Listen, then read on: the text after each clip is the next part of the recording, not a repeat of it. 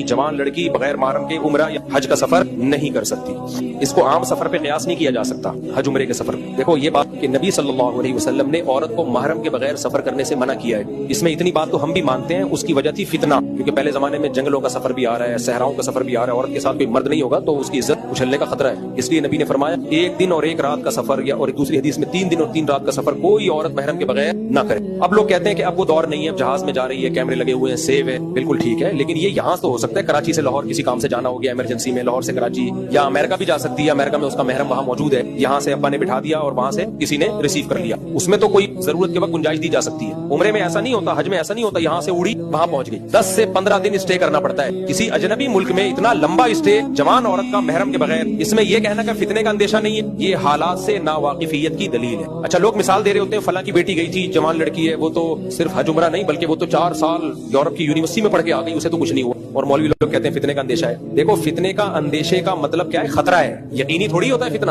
تو اسلام میں بہت سارے احکام کا مدار فتنے پر نہیں ہے، فتنے کے خطرے پر ہے، خطرہ موجود ہے، ورنہ بہت ساری بے پردہ عورتیں ہیں، ان کی عزتیں محفوظ، آج تک کسی نے ان کو نہیں چھیڑا، بہت ساری بے پردہ ہیں، تو کیا بے پردگی کی اجازت ہو جائے گی؟ یہی کہا جائے گا نہیں چھیڑا، خطرہ تو ہے نا، تو خطرے کی بیس پہ بہت ساری لڑکیاں جاتی ہیں، عمرہ کر کے آ جاتی ہیں، کچھ نہیں ہوتا، بہت ساری جاتی ہیں یورپ امریکہ یونیورسٹی میں 4 سال ہاسٹل میں رہتی، کچھ نہیں ہوتا، لیکن بہت ساریوں کو بہت کچھ ہوتا بھی اسی وجہ سے، اگر وہ گھر میں رہتی تو نہ ہوتا یہ سب کچھ۔ تو شریعت نے فتنے پر مدار نہیں رکھا، فتنے کے خطرے پر مدار رکھا ہے۔ تو حج اور عمرے میں بہت ٹائم گزارنا پڑتا ہے، اجنبی ملک ہے، اجنبی کنٹری ہے، سارے اجنبی لوگ ہیں، بہت خطرہ ہوتا ہے ٹاکرا ہو جائے، دوستیاں جہازوں میں ہو جاتی ہیں دوستیاں، تو اس لیے اتنی تو گنجائش ضرورت کے وقت دی جا سکتی ہے، یہاں سے وہاں جا رہی ہیں، وہاں سے یہاں آ رہی ہیں، لیکن کسی دوسرے کنٹری میں اتنے ٹائم کے لیے اسٹے کرنا محرم کے بغیر، اس کی بھی دل جاتی ہے۔ ہاں بوڑھی عورتیں مستثنا ہیں، بوڑھی عورتوں کو بغیر محرم کے جا سکتی ہیں۔ اب بوڑھی کون ہے تو ہم کوئی ایج نہیں بتاتے، جو عورت کہہ دے کہ میں بوڑھی ہوں وہ چلی جائے۔